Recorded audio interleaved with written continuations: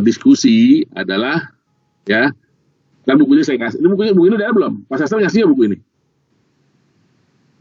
Halo? Belum, Pak. Belum. Ya, ntar saya taruh di WA ya. Ya. Jadi kamu tugasnya untuk mulai minggu depan, nanti saya pilih aja minggu depan siapa gitu ya. Meringkas ini dijadikan seperti presentasi gitu ya. Tapi jangan kelewat ngeringkas tulisan gitu ya. Jadi yang penting-penting aja. Dan saya mau semuanya ikut berdiskusi, baca juga materi itu. Ya. Jadi bisa bertanya, bisa segala macam.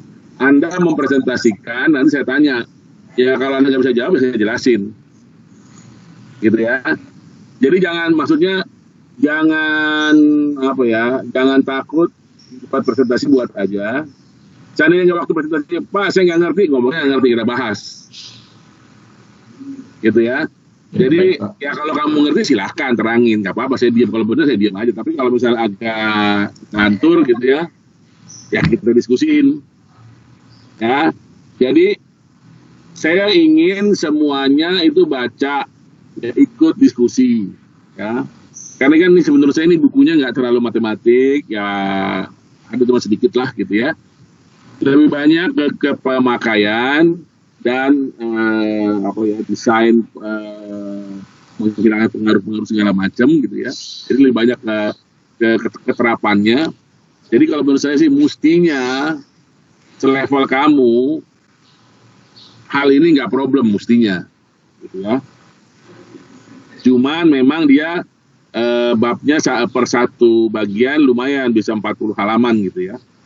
Ya tapi ini kan itu kan 40 halaman itu kan banyak data-data yang yang bisa dilewatkan gitu ya. Jadi intinya adalah setiap bab kita diambil yang inti-intinya aja, nanti kita bahas ya.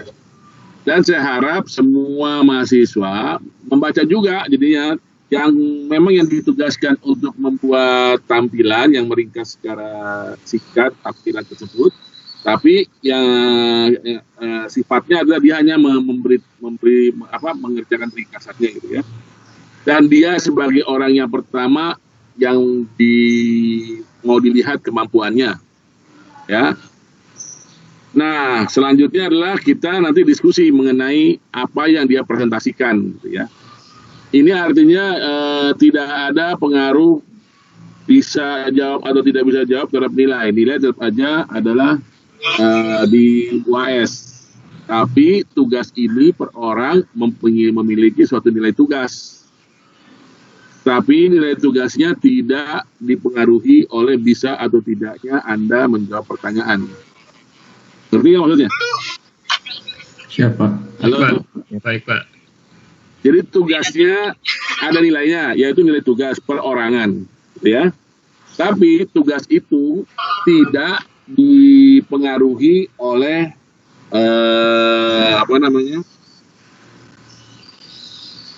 ketika ditanya kamu nggak bisa, itu nggak mempengaruhi nilai kamu. Tapi kalau kamu bisa menjawab, mempengaruhi nilai kamu gitu. Jadinya intinya kalau tidak bisa itu tidak mempengaruhi nilai, kalau bisa mempengaruhi nilai. Ya. Nah, jadi nilai nanti di akhir adalah nilai UAS dan tugas kamu ini yang saya akan nilai.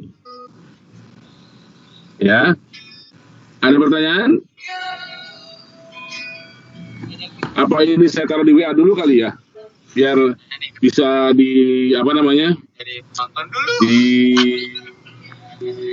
kamu bisa melihat gitu ya.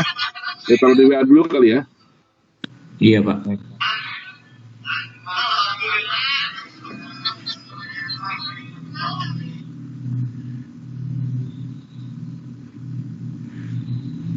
Bentar ya, nih saya cari mana tadi.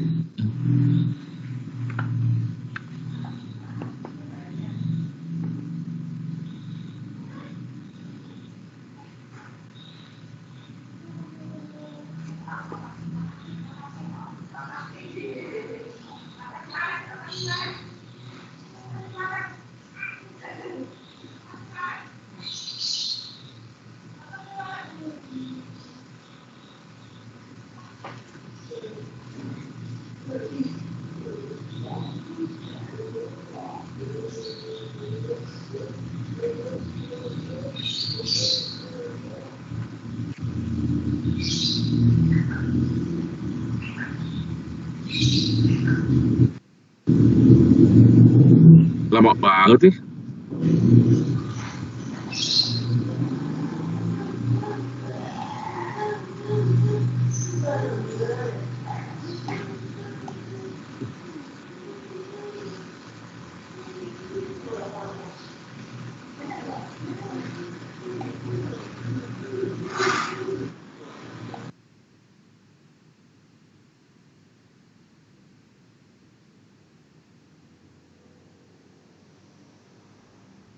Halo?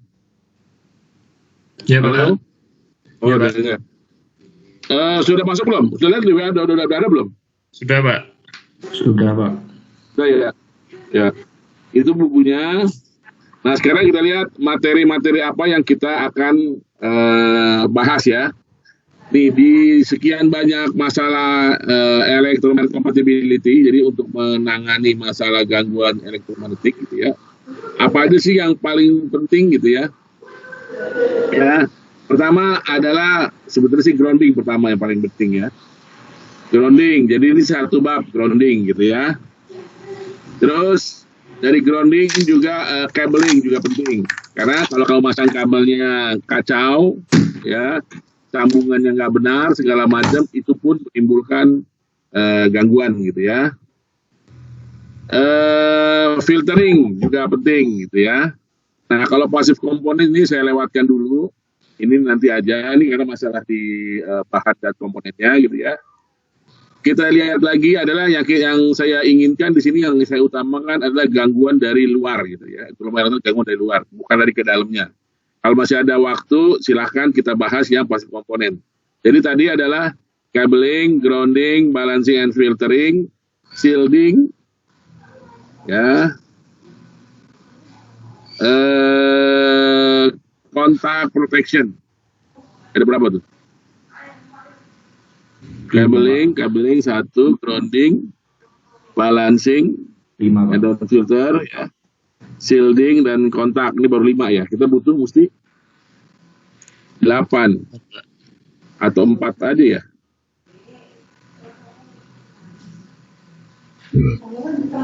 Waduh, ini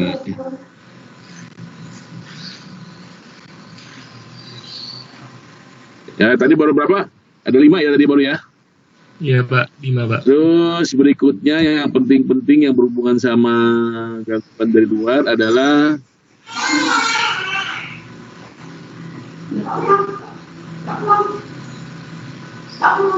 ini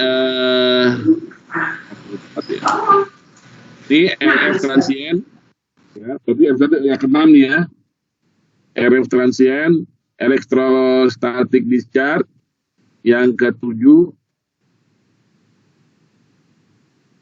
yang mana ya, yang 17 sampai yang 18 lebih bagus ya. Yang ke-17 aja deh. Sama yang PCB layer, tapi nggak apa-apa, aku nggak buat PCB ya. Ya udah, yang satu lagi pasif komponen aja. Ya. Jadi ada 8 karena ada 8 mahasiswa ya. Itu apa? Satu, cabling, pengkabelan, grounding, balancing ini, terus pasif komponen gitu ya, shielding, contact protection,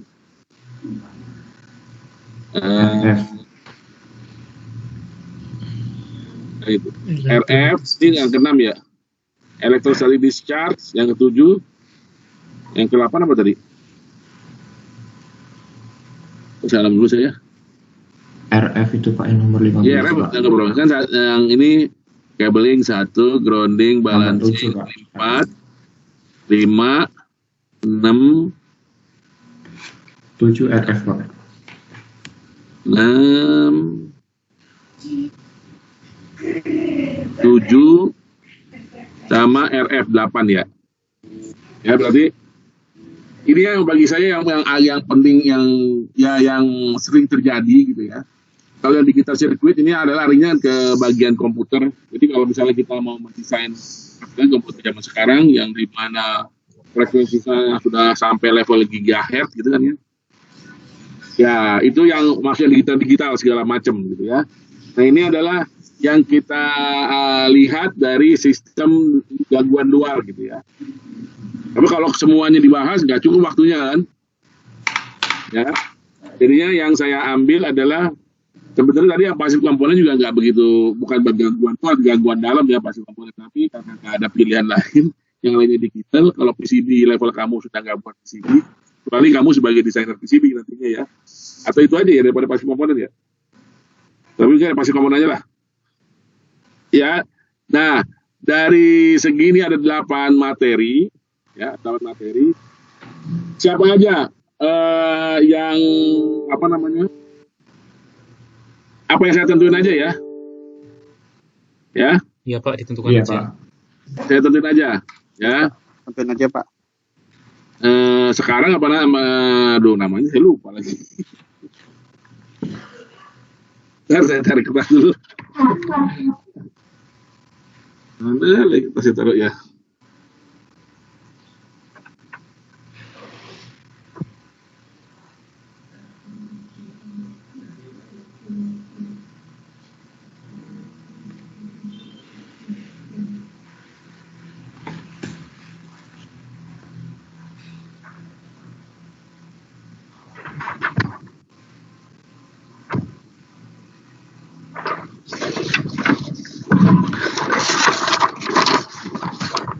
Saya tulis dulu judul-judulnya adalah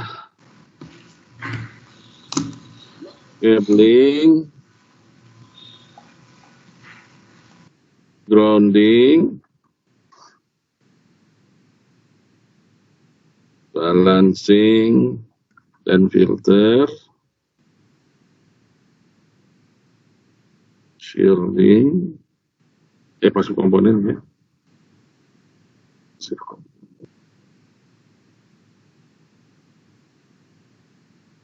Shielding.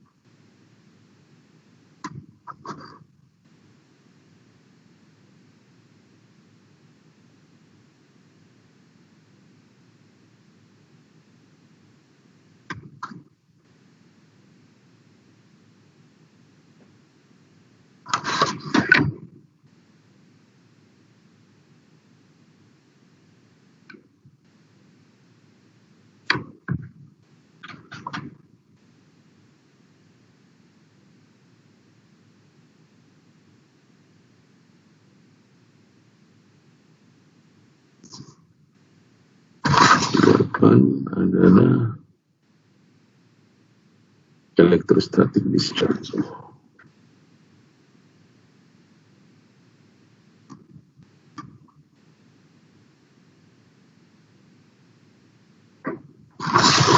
Oke, ini materinya sudah ada, saya langsung masuk ke ini aja ya.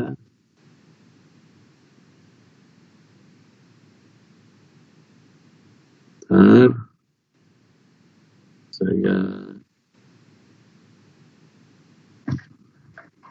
Saya urut aja ya.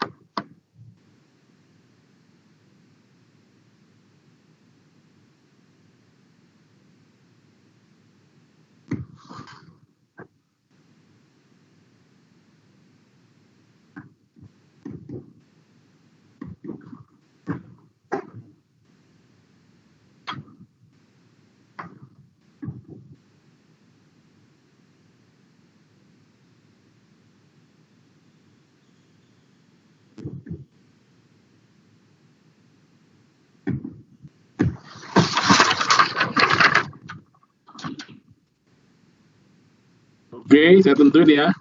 Halo? Halo? Iya, Pak. Iya, Pak.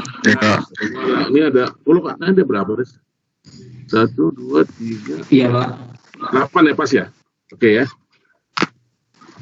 Oke, jadi yang pertama yang cabling adalah M. Fadul Rahman.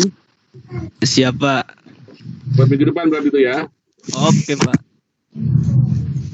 Ya, intinya adalah yang utama aja ya, jangan yang embel-embel dimasukin. Itu embel harus baca sendiri aja. Nanti kita, tapi kalau misalnya kamu mau meringkas, bisa berapa halaman itu kan, 43 halaman diringkas banyak sekali ya. Jadi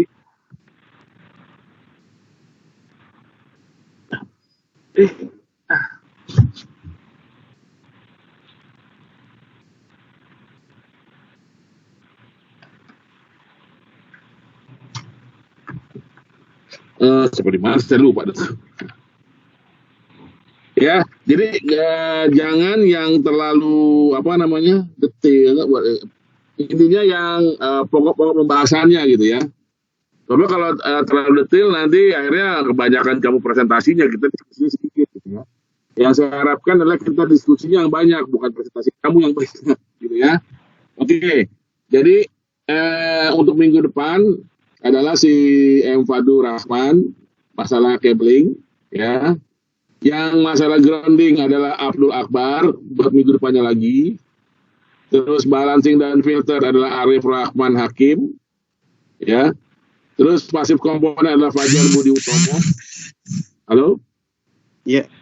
Ya, Pak. Ya, pasif komponen itu Fajar Budi Utomo. Shielding Ferry Hadi Setiawan. Iya, Pak. Ya. Kontak protection adalah Kurniati Retno Dewi ya. Terus RF transient dan immunity adalah Muhammad Wat. Ya, elektrostatik discharge adalah Nurdeka Hadianto. Nah, ini kan problemnya adalah apa kita bisa 8 minggu gitu ya. Ya. Makanya kan kayak kemarin saya kan tidak bisa ngajar. Kita bisa digantikan hari apa? Supaya bisa menjadi 8 pertemuan dari minggu depan. Halo? Jadi ada yang mau double ya Pak, seminggu 2 kali? Boleh. Biar pokoknya ketika UAS semua sudah selesai, kita tinggal UAS aja. Tapi kita harus punya 8 per kali pertemuan gitu kan. Kalau baik Pak. Nah, Anda misalnya kapan? Kan ada 8-8-nya udah ada sekarang nih.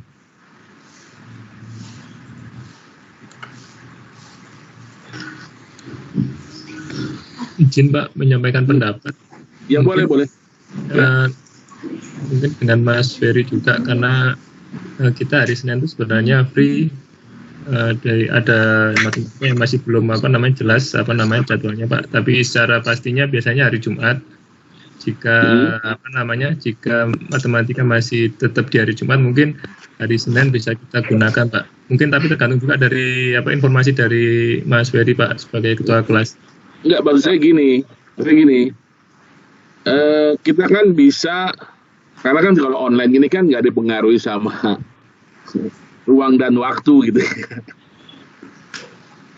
Jadi bisa kapan saja gitu, ya, Pak, mungkin aja, yang paling mungkin nggak akan terjadi timbul masalah.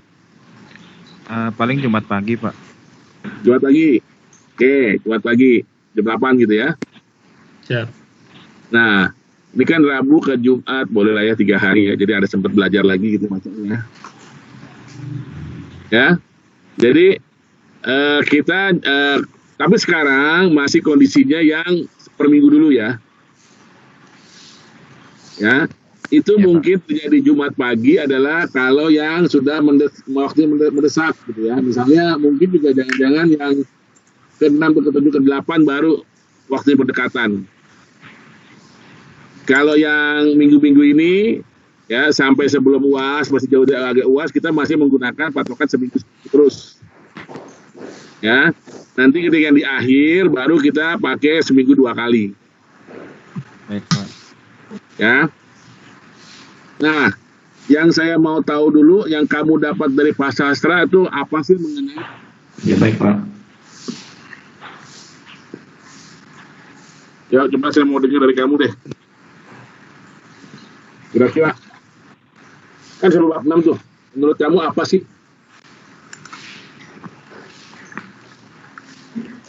Halo? Ngomong aja nggak apa-apa. Halo? Terus saya mau nanya sebelum bertanya saya mau, kamu ini latar belakangnya apa sih semuanya? Boleh tahu nggak? Satu deh. Coba dari Ferry Hadi dulu deh. Latar belakangnya apa sih? Baik Pak. Saya dulu kuliahnya di STTN Pak. Sekarang bekerja di STTN apa Batan. nih? STTN. Sekolah Tinggi Teknologi Nuklir Batan. Oh, Batan. Iya. Pasti akan sangat berhubungan sama dunia itu kan? Iya Pak. Ya. Oke. Terus kalau yang Abdul Akbar? Iya Pak. Latar belakangnya apa nih? Iya Pak. Latar belakang kamu apa, Abdul Akbar? Kalau saya dulu dari D4 STMKG Pak. Sekolah D4? kedinasannya BMKG. Apa? STMKG Pak. Oh, kayak ini, SMKG. Iya. Ya, mestinya jurusannya apa? Iya, apalagi itu ya, mestinya sangat berhubungan banget sama itu. Dan mungkin sering mengalami masalah itu. Ya. Kalau Muhammad Fadul Rahman? Saya dari fisika UIN, Pak. Win. Kalau fisika apa nih? Fisika instrumen. Waduh. Pernah ngalamin nggak? Ya, kalau yang baru-baru gini belum, Pak. Bukan, mengalami masalah gangguan elektromagnetik. Oh iya, pasti Pak itu, Pak. Apa coba kalau pernah ngalamin? Saya pernah bikin ini soalnya power supply. Power supply mau nggak ada, ya ada sih, tapi apanya coba di power supply? Apa ya? Ada transformer. Ya. Hah? Ada transformernya, Pak. Bukan, maksudnya ini kan materi gangguan gelombang EF dari luar atau dari dalam rangkaian yang menjadi sinyal pengganggu noise gitu ya. Nah, yang kamu pernah rasakan apa gitu ya? Mestinya kalau instrumentasi, kalau kamu sering buat alat atau sering pakai alat, pasti akan ada efeknya ya. Oke lah, saya lanjutkan ke ini. Nurdeka apa latar belakangnya? Latar belakang saya adalah klimatologi, Pak. Iklim. Klimatologi yang pakai alat atau cuma ini doang? Data, Pak. Pengolahan data. Bukan alat. Data-data digital? Iya, Pak. Wah, kalau itu mah nggak bukan instrumentasinya ya? Bukan, Pak. Wah, itu mah belum nggak jarang ngerasain itu. Iya, memang, Pak. Fajar Budi Utomo. Ya. Izin Pak, saya teknik geofisika Pak, ITB Pak. Geofisika ITB, ke lapangan langsung nggak? Kita sih lebih sering ke pakai alatnya Pak. Ya, ke lapangan langsung nggak? Ke fieldnya nggak? Ngambil data fieldnya? Iya Pak, Data seismik misalnya? Iya Pak, bener Pak, langsung ke lapangan biasanya Pak. Nah, kalau data seismik musuh itu ngerasain banget tuh. Ya, kalau Muhammad Tuat apa nih? Mohon izin Pak, saya dari Ya. D4 STMKG, jurusan instrumentasi. Waduh, mestinya kamu ngerasain juga kalau benar-benar masuk ke dunia itu ya. Iya Pak. Ya, Kurniati Retno Dewi, Saya dari geofisika, Pak. geofisika sama. Kondisinya itu juga pernah ke lapangan nggak? Kadang-kadang, Pak. Nah, sekarang kerjanya di bidang geofisik sebagai analis aja atau yang ngambil data? Analis sih, Pak. Kalau analis main data dulu, data digital doang ya. Udah bagus semua gitu ya. Udah nggak problem ya. Oke, kalau Arif Rahman Hakim? Ya Pak, saya dari STMKG Geofisika Pak, D4 Geofisika. Kerjanya nggak apa sekarang? Di Lapangan Litbang ya? Pak. Litbang mestinya ada masalah tuh banyak ya. Iya. Ya.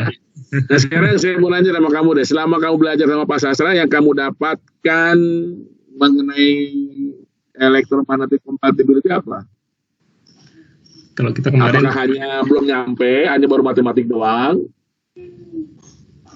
ya Pak, kemarin penekanannya sih kita lebih matematis, Pak. Karena di buku yang bersifat teknologis itu matematikanya lumayan cukup dalam.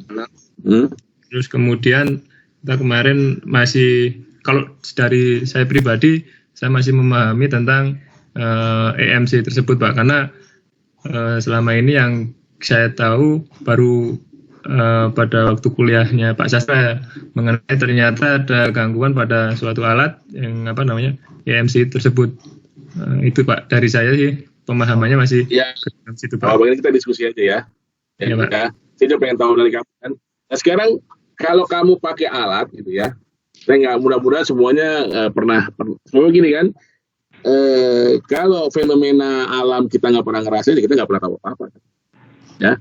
Nah sekarang yang kamu rasakan dalam kehidupan sehari-hari, ya gangguan elektromagnetik itu apa? Pernah kamu ngerasain gangguan elektromagnetik? Kalau izin Pak, kalau saya menggunakan pada saat di lapangan itu biasanya ada instrumen noise yang kita tahu pada saat ada di sensor. Nah, instrumen noise. Instrumentasi noise itu bisa macam-macam kan ya? Ya. Ada noise. Kan kalau ini kita bahas noise-nya dari masalah elektromagnetik, ya kan? Noise itu timbul juga dari temperatur, ya kan? Dari banyaklah model noise ya. Nah, yang kita bahas sekarang ini, kalau yang kamu rasakan, pernah nggak kamu merasakan noise dari elektromagnetik yang kita bahas mau kuliah kita ini kan? Mungkin sudah, tapi saya yang belum mengerti gangguannya seperti apa, Pak. Ya. Ada yang pernah ngerasain nggak? Sebenarnya dalam kehidupan sehari-hari musisi kamu ngerasain. Ada yang pernah ngerasain? Bisa jelasin gitu sedikit aja. Halo? Halo? Nggak ada? Nggak bisa jawab? Misalnya dalam kehidupan sehari-hari aja ya, pernah nggak kamu ngerasain kalau lagi pakai alat-alat yang daya cukup besar atau komputer, tiba-tiba bodi komputer kamu kamu merasakan sengatan listrik? Sering, Pak. Itu salah satu diantaranya. Ya, salah satu diantaranya yang nanti arahnya ke electrostatic discharge. Ya, pernah nggak kamu ngerasain tiba-tiba listrik di rumah kamu mendadak mati karena ada petir? Ya, pernah, Pak. Pernah. Nah, itu juga sama, tapi itu coba sama juga electrostatic discharge ya. Atau pernah nggak, tapi terasa zaman dulu terasa gitu ya.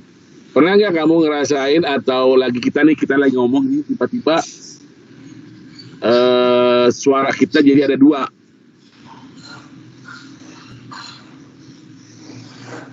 Jadi misalnya saya ngomong nih, tiba-tiba saya dengar aja suara saya yang saya ngomongin. Mestinya kan nggak boleh terjadi begitu kan? Ini menggunakan peralatan ya, Pak?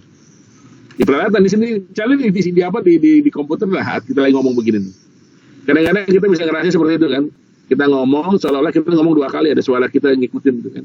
Kayak echo gitu ya. Padahal bukan echo sebenarnya. Nah itu juga gangguan. Yang bagus kan semestinya apa? Ya saya ngomong ya suara saya aja, nggak ada apa-apa kan? Tapi kejadiannya adalah sering seperti itu, gitu kan ya? Ya, terus yang sering lagi adalah kalau kamu di di HP gitu, telepon, suara kamu tiba-tiba menjadi kayak jauh gitu ya, itu juga sama gangguan. Terus misalnya lagi di TV, misalnya kalau TV zaman dulu ya pakai tabung, tiba-tiba kamu merasa ada suara radio atau suara apa di alat TV kamu, di televisi kamu, itu juga sama gangguan. Terus apalagi ya, banyak sekali sih dalam kehidupan ya. Ya, karena itu ini menjadi suatu bahasan sendiri ya untuk perlindungan ya. Nah, apalagi kalau misalnya kamu menggunakan alat-alat yang sensitif gitu ya. Alat yang sensitif kalau kamu instalasi, nanti pasti ada bagian dari alat tersebut yang dihubungin kabel yang harus dimasukkan ke grounding systemnya klep misalnya. Supaya apa? Digituin minimal supaya referensi tegangannya tidak berubah gitu ya, minimal. Atau yang lainnya nanti kita bahas di masalah shielding gitu ya. Bisa bahas masalah shielding ini adalah supaya apa? Di dalam sistem, di dalam alat yang di dalam itu tidak diganggu oleh gelombang elektromagnetik dari luar. Nah, kenapa bisa terganggu gelombang elektromagnetik? Mestinya kamu bahas di bab 6 yang kamu belajar kemarin di Pasastra. Yaitu apa? Gelombang elektromagnetik kan pasti ada medan magnet dan medan listrik kan. Nah, medan magnet itu kalau dia berfluktuasi gitu ya, berarti fluksnya berubah, terus bila ada konduktor, maka di konduktor tersebut akan timbul arus listrik kan. Ya. Nah, arus listrik itu arus listrik dari mana? Arus listrik bukan yang dari keinginan, bukan yang kamu tentukan kan, bukan yang kamu penginkan kan, itu gangguan dari luar.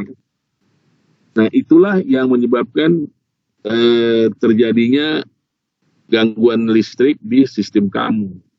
Jadi caranya gimana? Ya, seharusnya di-shielding sistem kamu. Di-shielding maksudnya apa? Ditutupin sistem kita supaya tidak ada gelombang elektromagnetik yang dari luar yang mengganggu ke dalam sistem. Caranya gimana? Yang paling gampang adalah dengan menggunakan si hukum Gauss. Hukum Gauss. Kalau hukum Gauss itu prinsipnya gimana? Di dalam hukum Gauss, kalau misalnya dibuat dia di grounding, konduksinya logamnya gitu ya, berarti kan tidak ada muatan tuh. Kalau nggak ada muatan di dalam berarti apa?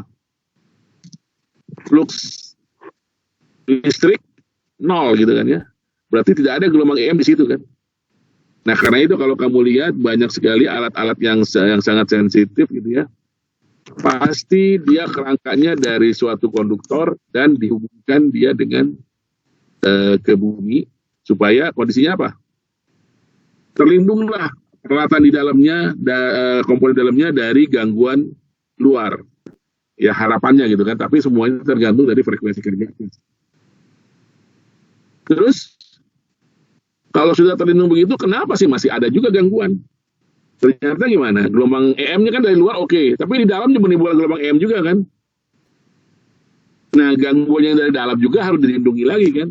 Maka itu nanti kan di komponen ada di masalah misalnya kamu baca di PCB nanti ada gitu ya. Tapi ini saya lewatkan. Jadi ya saya hanya menekankan hanya dari gelombang dari luar aja, yang dari dalam saya kita nggak bahas. Karena kalau kita bahas jadi kepanjangan nantinya kan ya.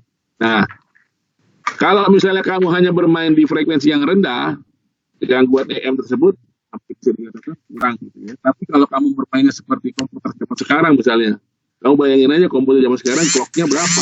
GHz. GHz berarti dalam daerah apa tuh? Dalam daerah microwave. Sudah pasti si kristalnya menghasilkan clock, maka dia pun akan menimbulkan gelombang EM. Nah, saya nggak tahu waktu di pelajaran yang Pasastra kemarin sudah dapat nggak ke Fourier transform? Nggak ada ya? Halo? Ada, Pak. Nggak ada. Nah, kalau di masuk ke Fourier transform lagi, itu kalau matematik di Fourier transform. Kan kamu kita lihat misalnya komputer itu misalnya pasti ada gelombang clocknya kan untuk menjalankan program gitu kan ya. Gelombang clocknya itu bentuknya sudah pasti biasanya gelombang kontak yang dipakai. Nah, ketika gelombang kontak dihasilkan, apakah cuma satu frekuensi? Kenyataannya banyak frekuensi dihasilkan. Ketika banyak frekuensi dihasilkan, ya kemana-mana kan. Ya.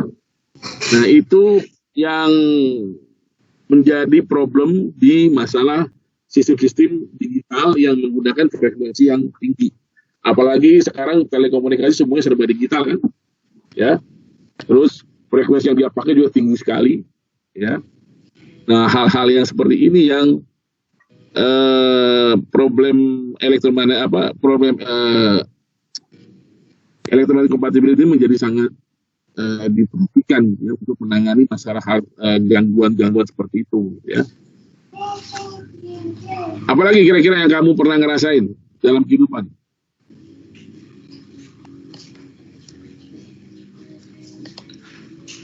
Halo? Nggak ada? Saya ini mohon maaf sebelumnya, ya. Saya ini sekali lagi saya di rumah nih, tetapi saya harus ke kampus untuk dapat tanda tangan dekan karena ada adendum penelitian. Jadi saya nggak bisa sampai akhir, mungkin hanya sampai sejam ini aja gitu ya. Saya stop. Nah, mulai minggu depan yang pertama adalah si Madu Rahman sudah menyiapkan ya materinya ya. Iya, siapa? Ya, jadi minggu depan kita mulai masuk ke masalah cabling, ya. Jadi kamu baca dulu masalah itu, terus kamu lihat inti-intinya di masalah cabling itu apa. Nah, itu yang kamu presentasikan gitu ya. Nah, kita akan diskusikan masalah itu, ya. Nanti kamu akan lihat, misalnya penyusunan kabel boleh nggak sembarangan gitu. Kalau kamu lihat alat-alat zaman dulu gitu ya, itu rapi sekali gitu ya. Sekarang juga rapi sekali. Kenapa? Kalau berantakan begitu, mana-mana kan. Karena kan alat-alat yang kabel-kabel itu kan pasti akan memancarkan gelombang EF, karena seperti antena pada dasarnya. Ya, jadi disusun sedemikian rapihnya. Nanti juga pasti ada pembahasan mengenai di mana kabel tersebut sebaiknya diletakkan. Ada nggak shieldingnya segala macam. Terus kalau kamu misalnya, ini yang gampang aja lah misalnya, kamu pernah nyambung kabel listrik nggak di rumah? Pernah, Pak. Paling yang DC-DC aja, Pak. Kabel 220 gitu nggak pernah gitu, nyambung lampu gitu segala macam. Pernah, Pak. Oh, kalau saya belum. Ya. Misalnya lah, ini di AC aja nih kamu nyambung misalnya. Misalnya kita di rumah lampu mati, waduh putus kabelnya, kamu sambung. Nah, cara menyambung yang benar bagaimana? Dililit-lilit aja Pak, terus kasih isolasi.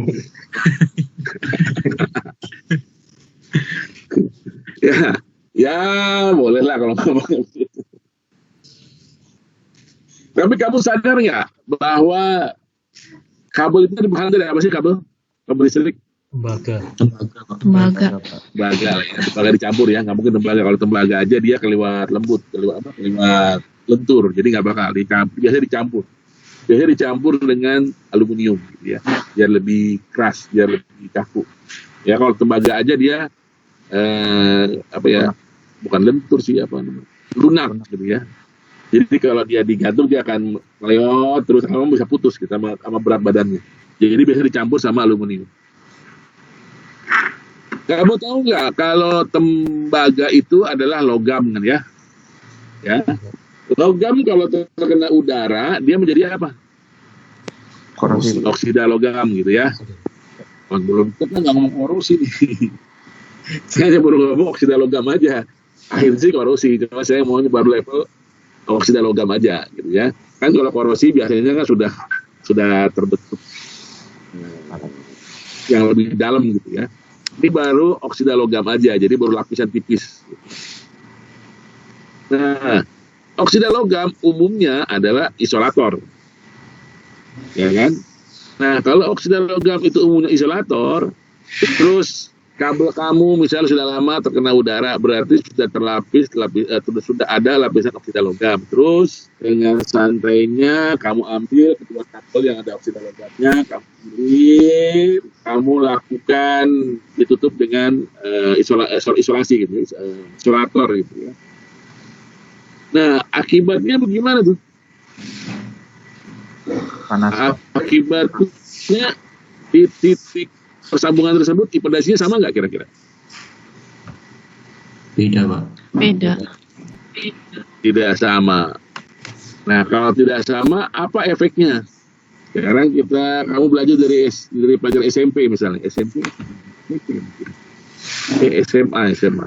Misalnya ada gelombang tali misalnya gitu ya.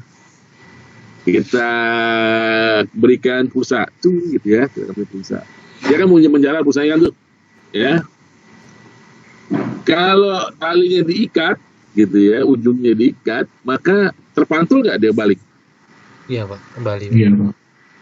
Terpantul balik gitu kan ya. Oke. Nah, kalau terpantul balik berarti kan, tapi kalau misalnya nggak ada diikat, talinya panjang sekali, terpantul nggak? Enggak Pak. Enggak. Berarti kalau panjang sekali asumsinya semuanya kabelnya sama jenisnya gitu kan ya, nggak akan terpantul. Istilahnya kalau dalam optik kita sebut biasa sama.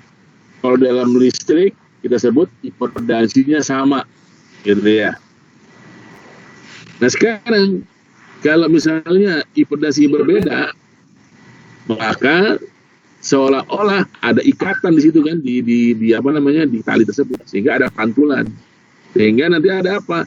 Ada gelombang datang, ada gelombang pantul. Nah, kalau ada gelombang pantul, maka akan terbentuklah gelombang berdiri.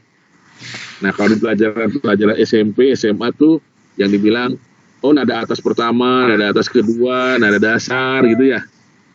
Gelombang berdiri itu kan. Nah, tetapi kalau di dalam listrik gelombang berdiri akibatnya gimana? Menyebabkan timbulnya, kalau misalnya menyebabkan timbulnya apa tuh? Bentuk gelombang baru nanti. Sehingga bentuk gelombang listriknya tidak sinus lagi. Nah, kalau nggak sinus lagi, berarti ada frekuensi lain di situ. Nah, kalau ada frekuensi lain di situ, sedangkan alat-alat kamu didesain untuk frekuensi 50 atau 60 Hz, akibatnya gimana? Konslet bukan? Banyak konslet, banyak sekali daya terbuang. Daya listrik terbuang, banyak sekali. Kalau korslet belum, kalau korslet kan kalau udah nyambung kan ya, kalau hambatan jadi 0 gitu ya. Nah, terus efeknya gimana? Ya listrik kamu akan terbuang percuma. Tapi kalau misalnya di situ hambatannya jadi makin besar, akibatnya gimana? Banyak energi jatuh di situ jadi panas. Jadi dalam menyambung kabel aja, ya secara kalau kita ngomong dari sisi fisikanya itu permukaannya harus sedemikian bersihnya sehingga asumsinya tidak ada lapisan oksida logamnya. Baru kamu pilih. Setelah itu kamu tutup dengan sejenis isolator supaya apa? Supaya nggak terkena nggak kena oksigen lagi. Akibatnya impedansi di titik persambungannya menjadi sama. Dengan demikian tidak ada efek seperti itu. Nah, yang kita lakukan gimana biasanya? Di rumah. Ah, nyambung, udah, sambung aja gitu kan. Ya. Kalau misalnya arusnya kecil, nggak ada efek. Tapi kalau arusnya besar, timbul masalah di situ. Nah, yang sering timbul masalah, misalnya kamu sambungannya kotor, jelek, segala macam. Kalau digunakan di arus kecil, ya nggak ada problem ya. Tapi ketika di arus besar, di situ banyak terjadi beban jatuh di situ, akibat di situ panas. Nah, itu bisa menimbulkan pemanasan lokal gitu ya, terbakar di situ. Nah, ketika terbakar, ya tergantung lingkungannya kan. Kalau lingkungan semuanya ada unsur kayu, unsur yang mudah terbakar, ya terbakar gitu. Ya. Jadi, di listrik itu di rumah, masalah penyambungan seperti itu berpengaruh. Ya. Tapi kalau di masalah cabling yang di sini, saya yakin bukan masalah penyambungan, tapi masalah bagaimana cara meletakkan kabel, ya, susunannya segala macam, supaya dia aman terhadap gangguan gitu ya. Kayaknya saya sampai di sini dulu ya, karena saya mau mesti ke kampus nih, malas banget saya ke kampus sebenarnya kalau nggak ada. Habis ini disuruh mendadak banget gitu ya, tiba-tiba ada email disuruh ke hari Rabu ini. Waduh, saya bilang. Pokoknya serba dadakan, ya. Oke, kalau gitu nanti minggu depan sudah siap semua. Saya berharap semuanya sudah baca, Jadi diskusi kita enak gitu ya, jangan ada yang diam gitu ya. Jadi kita tujuannya adalah ya pertama sih kalau bagi kamu mencari nilai gitu ya. Tapi saya berharap kalau nilai sih kalau di S2 gitu ya, sama di S1, di S2 tuh nilai sebenarnya sih kalau kamu nggak terlalu bermasalah, ya kalau kamu terlalu nggak bermasalah gitu ya, biasanya sih dosen memberikan kamu minimal B gitu ya. B itu bagi S2 itu sudah batas lulus kan. Ya. Kalau di S1 itu C, kalau kamu di S2 itu biasanya B. Dan biasanya dosen memberi nilai adalah kalau nggak begitu bermasalah, kalau bermasalah banget B gitu ya. Kalau agak bener dikit B plus gitu ya. Kalau bener ya levelnya A gitu. Jadi kalau bagi saya sih kalau waktu ngasih kuliah ini saya lebih suka ya kamu nggak usah mikirin nggak lulus, pasti lulus, kecuali kalau kamu memang nggak mau ikut ujian, nggak mau ada nilai, nggak mungkin saya luluskan ya. Tapi itu bagian saya, bukan bagian Pak Sastra ya, kan semua dosen punya hak masing-masing gitu ya. Saya lebih suka adalah kamu itu betul-betul bisa memanfaatkan apa yang kita kuliah dari kuliah tersebut gitu ya.